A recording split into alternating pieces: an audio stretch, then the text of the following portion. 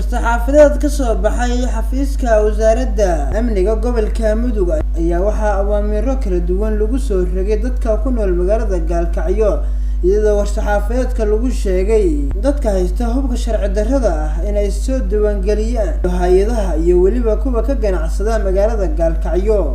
war-saxaafadeedka ka soo baxay wasaaradda amniga gobolka Mudug ayaa waxaa warbaahinta u aqriyay isku xiraha amniga gobolka Mudug ee Galmudug Maxamuud Cismaan Yuusuf. waxaan u mahadcelinayaa dhammaan bahda saxaafadda qaybaheeda kala duwan wasaaradda amniga Galmudug. waxaan sidoo kale u mahadcelinayaa agaasimaha xafiiska gobolka Mudug oo noo soo gudbiyay report ku saabsan ayaamahan amni darrada ka socota gobolka Mudug kadib markii aan aragnay xaaladda amni ee gobolka Mudug sidoo kale markii aan aragnay baahiyaha loo qabo in la xasiliyo amniga gobolka Mudug waxna laga qabto dhammaan baahiyaha amni ee ka jirta gobolka Mudug qaas ahaan magaalada Gaalkacyo.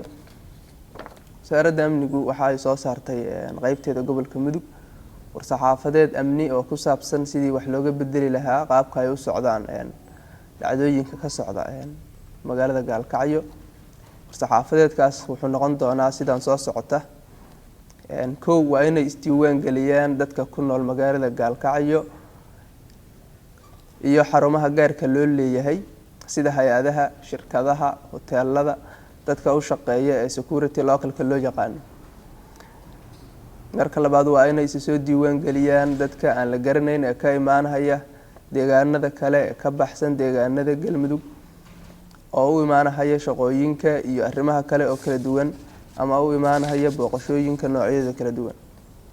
lambar 3 waa in ay isdiiwaan geliyaan warqadna ka haystaan cid kasta oo shaqo ka fulinaysa gobolka Mudug iyo magaalada Gaalkacyo qaas ahaan. waa in ay sidoo kale soo diiwaan geliyaan dadka haysta hubka noocyadiisa kala duwan sida hubka fudud iyo hubka kale oo isna sidoo kale mastooladaha iyo AK47ka kuna ilaashada maalkooda iyo naftooda sida ganacsatada kale markii laga reebo ciidamada qalabka sida iyo kuwa kale ee booliiska afarta ciidan waxa loo yaqaan oo ka howlgala gobolka Mudug iyo magaalada Gaalkacyo. markii sidoo kale aan aragnay in loo baahan yahay amnigaas in wax laga qabto si dhowna ay wada shaqeeyaan ciidamada iyo xafiiska wasaaradda amniga waxaa loo asteeyay in dadku ay tagaan cidii u baahan aqoonsi cidii u baahan in lala socdo amnigooda inay tagaan xafiiska wasaaradda amniga ku leedahay magaalada Gaalkacyo qaas ahaan saldhigga ciidanka booliiska. qofkii u baahan in aqoonsi uu helo, qofkii u baahan in uu helo warqad cadeynaysa dambi la'aan, qofkii u baahan in loo sharciyeeyo hubka fudud oo ku wardeysanayo hantidiisa iyo sidoo kale qofkii u baahan security-giisa in lala socdo dhaqdhaqaaqooda intii la egyihiin iyo hubka ay haystaan waxa ay tagayaan xafiiskaas waxayna soo qaadanayaan warqadda sharciga ah ee aqoonsiga ee ugu tala gashay wasaaradda amniga. intaas wixii ka dambeeya waxay soconaysaa diiwaangelintu hadii la idmo 12 Agoosto ilaa 3 September 2019. cidii u hoggaansami weyda oo qaadan weyda warqadaas waxaa loo aqoonsan doonaa in ay mas'uul ka tahay amni darrada ka socota gobolka Mudug iyo magaalada Gaalkacyo qaas.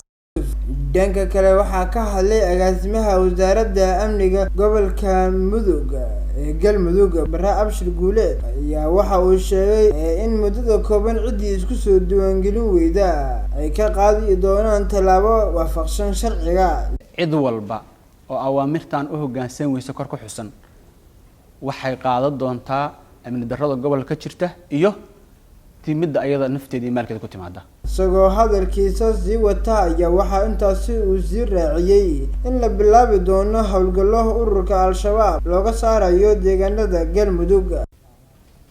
kontankaas bariya diiwaangelin soconaysa wixii ka dambeeya waxa bilaaban doona howlgallo amni waxa bilaaban doona howlgallo labada gobolba ka socon doona qaastan gobolka Mudug si dardargelin uga socon doona sida hadda madaxda 2020 ay soo saartay.